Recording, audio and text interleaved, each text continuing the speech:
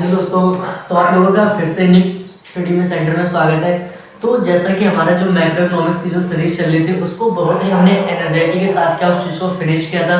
तो आज हमारा जो बेसिकली है, आज हम उसी का मतलब समझ मैक्रो इकोनॉमिक्स का एक नया चैप्टर है और जो चैप्टर नंबर 5 है क्या है, मनी। ठीक, लेकिन थोड़ा सा यहाँ पर चैप्टर को इंडेक्स लेके थोड़ा सा बच्चों के मतलब काफ़ी डाउट्स होते हैं कि कभी कभी कुछ बुकों में क्या होता है कि दोनों को एक साथ सेपरेट कर दिया गया है, या कुछ बुक में क्या होता है कि इसको अलग अलग चैप्टर में मतलब डिवाइड किया गया, क्लासिफाइड किया गया।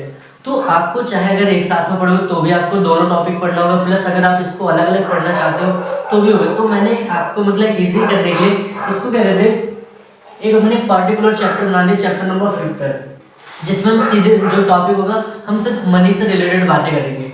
ठीक है, तो और ये जो चैप्टर होगा ना हमारा बहुत ही इंटरेस्टिंग है। क्यों? क्योंकि इसमें जो हम टॉपिक्स को डिस्कस करने आ रहे हैं वो हमारी जो आम जिंदगी है ना उससे रिलेट करता है, और वो चीज़ हम बिल्कुल इजीली समझ सकते हैं मनी के बारे में। क्योंकि देखो, पैसा की परिभाषा हर कोई जानता है, सीधी सी बात है कि पैसा जो होता है उसकी परिभाषा हर कोई जानता है, तो ये बताने की जरूरत नहीं है, वो आप लोग भी अच्छे से समझ सकते हो।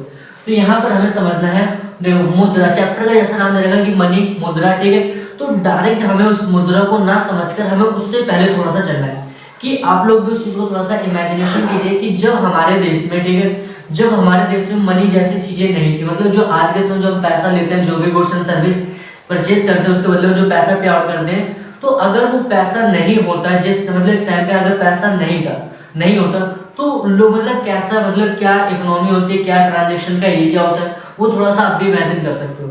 तो सिंपल ही बात है कि आपने भी सोचा होगा कभी कभी लोग ऐसा करते थे, मतलब अभी तो हम नहीं, क्योंकि अगर हमसे पुराने में देखा जाएगा तो जो पुराने लोग थे तो उन्होंने क्या होता है, अगर उन्हें कोई अपनी जरूरतें पूरी करनी होती थी तो वो क्या करते थे कि कोई भी चीजें देते थे और उसके बदले में कोई वो दूसरी चीज ले लेते थे।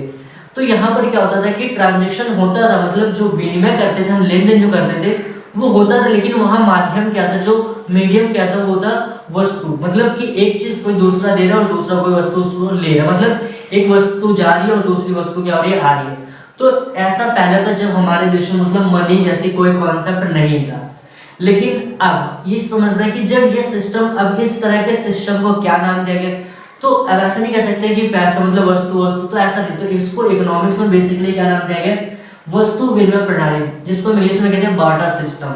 बार्टर सिस्टम का मतलब क्या होता है, आप उसको सरल में समझ सकते हो। कह रहे कि वस्तु विनिमय प्रणाली वह प्रणाली है जिसमें वस्तुओं का विनिमय, किसमें, वस्तुओं का जो ट्रांजैक्शन होता है वस्तु के रूप में किया जाता है। किस रूप में, मतलब कि अगर आप लोग मुझे कुछ दे रहे हो तो मैं आपको कोई वस्तु दूंगा, तो सिंपल सी बात है क्या कहलाएगा, हमारा बार्टर सिस्टम। ठीक, लेकिन कभी कभी होता है कि इसे एक अदर नाम से भी बुलाया जाता है, क्या है वो, इसे वस्तु अर्थव्यवस्था भी कहा जाता है, मतलब सीसी इकोनॉमी भी कहा जाता है। तो ये चीज समझना है। अब थोड़ा सा जो क्वेश्चन को और थोड़ा सा हम इसको बेहतरीन से समझते हैं कि जब अगर आप सोचो कि जब ये वस्तु विनिमय प्रणाली मीन्स कि जब बार्टर सिस्टम चल रहा था तो उस समय क्या क्या दिक्कतें आ सकती है। मतलब अगर बार्टर सिस्टम, अगर मान लेते कि आज जो मनी का पूरा जो कॉन्सेप्ट है उसको एक साइड में कर दे, उसको रिमूव कर दे, उसको हटा दिया जाए, तो सोचो आपको मतलब बार्टर सिस्टम लागू कर दिया जाए तो बार्टर सिस्टम के दौरान क्या कैसे प्रॉब्लम्स क्रिएट होगी, क्या कैसी समस्या वहां पर जनरेट होगी। तो वहां पर अगला जो हमारा टॉपिक है, जो यहाँ से आपका 4 नंबर का क्वेश्चन जनरेट होता है, कह रहा है कि वस्तु विनिमय प्रणाली की कठिनाइयां, मीन्स कि जब बार्टर सिस्टम का प्रचलन था, जब बार्टर सिस्टम चलता है, या फिर अगर मानते कि मनी को खत्म करके, मनी का कॉन्सेप्ट हम खत्म करके बार्टर सिस्टम को ला रहे, तो बार्टर सिस्टम को लाने के दौरान क्या क्या हमें कठिनाइयों का सामना करना पड़ेगा। तो पहली कठिनाई क्या कह रहा है, आवश्यकताओं के दोहरे सहयोग का अभाव। यहाँ पर कह रहा है आवश्यकताओं के दोहरे सहयोग का अभाव, मीन्स आपको समझना ये जो ना वस्तु विनिमय प्रणाली की ना एक सबसे बड़ी समस्या थी। क्यों? क्योंकि समस्या इसलिए आ गई, जैसे कि मान लेते कोई व्यक्ति, इसको एग्जांपल के थ्रू समझना है, कोई व्यक्ति, ठीक, उसके पास क्या है कि अनाज मीन्स की मान लेते उसके पास गेहूं है, ठीक है। अब हुआ क्या कि उसको कपड़े की नीड है, क्या है, उसको कपड़े की नीड है, उसके पास गेहूं अवेलेबल है लेकिन उसके पास कपड़े नहीं है, उसको कपड़े की आवश्यकता है। तो वो क्या उस व्यक्ति से ही कांटेक्ट करेगा जिसको गेहूं की नीड होगी प्लस जिसके पास कपड़े होंगे। क्यों? क्योंकि तभी दोनों की जो आवश्यकता होंगी बिल्कुल मैच करेगी। अब आप इस चीज को थोड़ा सा सोचिए, क्या ऐसा अगर हमें किसी व्यक्ति को ढूंढना है, ठीक है, तो क्या हमें जल्दी मिल जाएगा? इसमें सीधी सी बात है कि संभावना है कि इसमें नहीं मिल पाएगा, बहुत मिल जाएगा लेकिन थोड़ा सा इसमें टाइम लगेगा।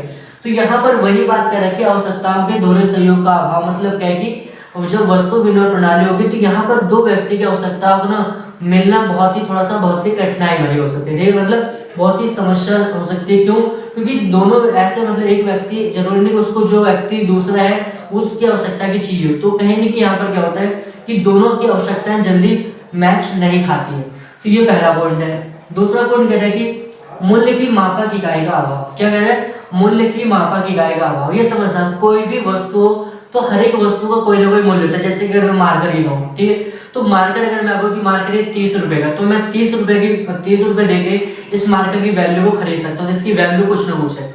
लेकिन अब आप सोचिए, ठीक है, मान लेते हैं मेरे को क्या कपड़े की आवश्यकता और मेरे पास क्या मार्कर है, तो मैं अब उसको मार्कर दे दूं और उस कपड़े ले दूं, क्या दोनों की वैल्यू बिल्कुल सेम है? नहीं है। तो सबसे बड़ी दिक्कत क्या होती है कि यहाँ पर ये समस्या आती है कि जो भी वस्तु थी उसके मूल्य की मापक इकाई का अभाव होता है, मतलब कि कोई उसकी वैल्यू नहीं होती। अब इससे क्या होगा, ये तो आपका फायदा हो सकता है या तो आपका नुकसान हो सकता है। जैसे कि मैंने कहा था कि मेरे पास मार्कर है लेकिन मेरे को किसी और चीज की आवश्यकता है लेकिन उसकी वैल्यू ज्यादा है, तो इससे मेरा फायदा होगा। क्यों? क्योंकि मेरा प्राइस इसका कम है और जो मैं चीजें जो मेरे को मिलेंगी उसका प्राइस क्या होगा? ज्यादा होगा। तो क्या होगा, और यहाँ पर कभी कभी ऐसा होगा कि हमारे ट्रांजेक्शन भी नहीं हो पाएगा। तो यहाँ पर दूसरी जो सबसे बड़ी समस्या क्या है, मूल्य की मापक इकाई का अभाव। नेक्स्ट पॉइंट क्या है, भविष्य में भुगतान की कठिनाई। ये टॉपिक को समझना है कि भविष्य में भुगतान की कठिनाई का मतलब क्या? भविष्य में भुगतान का मतलब फ्यूचर में पेमेंट। जैसे कि मान लेते हैं कि कोई व्यक्ति, ठीक है, कोई या फिर उपभोक्ता वो कोई चीज खरीद के लाते हैं, जैसे कि मानते हैं किसी दुकान पर गया उसने फल फ्रूट खरीदे, इन द केस वो लेके आया और वो कह रहा है कि इसको चलो पेमेंट मैं बाद में दूंगा, ठीक है। ऐसा आप लोगों ने भी देखा होगा कि कभी कभी होता है कि हमारे पास पैसे की शॉर्ट हो जाती है तो हम सामान उधार में लाते हैं। तो अब कोई व्यक्ति फल फ्रूट लेके आया, ठीक, अब वो क्या कि उसने फल का यूज नहीं किया, मतलब फल को खाया नहीं, अब वो ऐसा रखा रहा, वो क्या कि वो फल खराब हो गया। अब वो नेक्स्ट डे क्या हो गया कि उस जाके दुकानदार कह रहा है कि ये अपना फल पकड़िए, ये खराब हो गया, अब नहीं।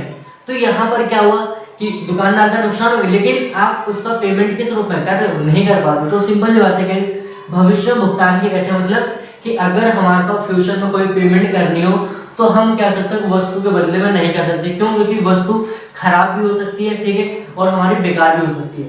ये हो गया। नेक्स्ट पॉइंट जो लास्ट पॉइंट है, वस्तु के संचय का अभाव। संचय का मतलब क्या होता है? इकट्ठा करना।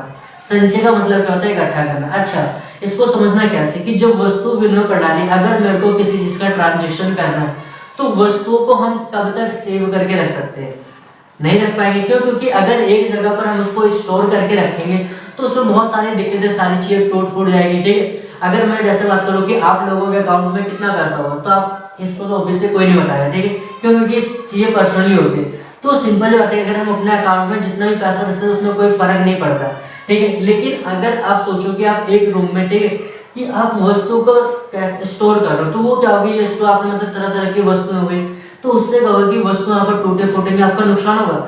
तो ये कह रहे हैं कि ये इसमें है कि वस्तु विनिमय प्रणाली होगी तो वहां पर जो हमारी वस्तु थी जिसके थ्रू हम ट्रांजेक्शन करेंगे हम उसको अगर संचय स्टोर नहीं कर सकते।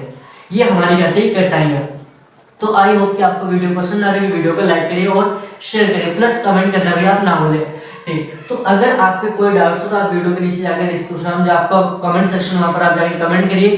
तो इसका जो हमारा नेक्स्ट पार्ट होगा हम पढ़ेंगे उसमें मनी से रिलेटेड बातें। क्यों? क्योंकि अभी तो हमारा पढ़ा था हमने बाटा सिस्टम, तो अब हम देखेंगे मनी वगैरह के बारे में क्या होता है। So thanks for watching this video.